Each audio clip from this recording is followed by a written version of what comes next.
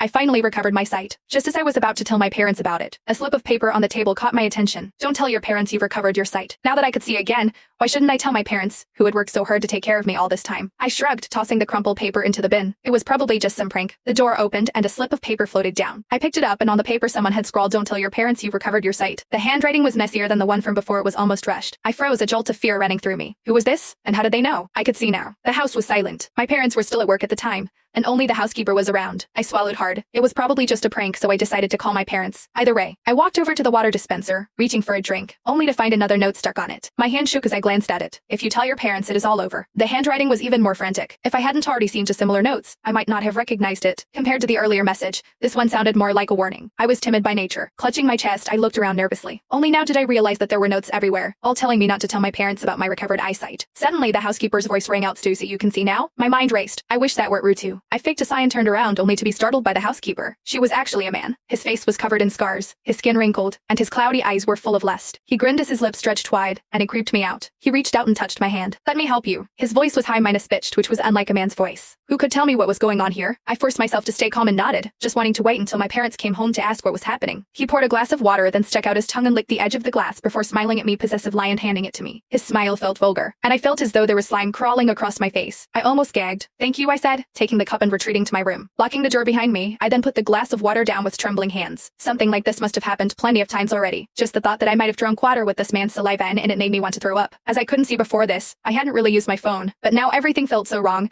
and the first person I wanted to call was my best friend. However, when I grabbed my phone, I saw that it was broken. There were even signs of it being heavily smashed, and it wouldn't turn on. I wanted to run outside to call for help, but when I looked up, I saw a tiny red light. It looked like it was from the light of a security camera. Was that something my parents had put in here? Why would they put a camera in my room? I swallowed again. Suddenly, I thought I should listen to the warnings from the notes. The housekeeper would only leave after my parents got home. Night fell, and finally my parents returned. The housekeeper also finally left. "How was your day, Susie?" my mother called out, her voice as gentle as ever. I couldn't relax. I pretended I hadn't regained my sight and fumbled my way out, only to see Mom standing there in a nurse's uniform, covered in blood, gazing at me with a loving smile. Her expression was exaggerated, her eyes bulging, and her fingernails looked like they hadn't been trimmed in ages. She was holding a knife smeared with blood. At her feet were piles of notes that read, "Don't tell your parents you recovered your sight." A chill went through me as I glanced at them. As I looked further down, I saw a bone that looked like an arm lying on the cutting board. "Susie, what is wrong?" Suddenly, I felt a heavy weight on my shoulder, and every hair on my body stood on end. It was Dad's voice. "I'm fine, Mom. What is for dinner tonight?" I tried my best not to let my eyes move around, but the next moment Dad crept up in front of me in silence and leaned down. He stared straight into my eyes with a furious look as he looked at me with his head raised. His hair was greasy, his beard unkempt, and he looked more like a wild man. I could feel the chill down my spine,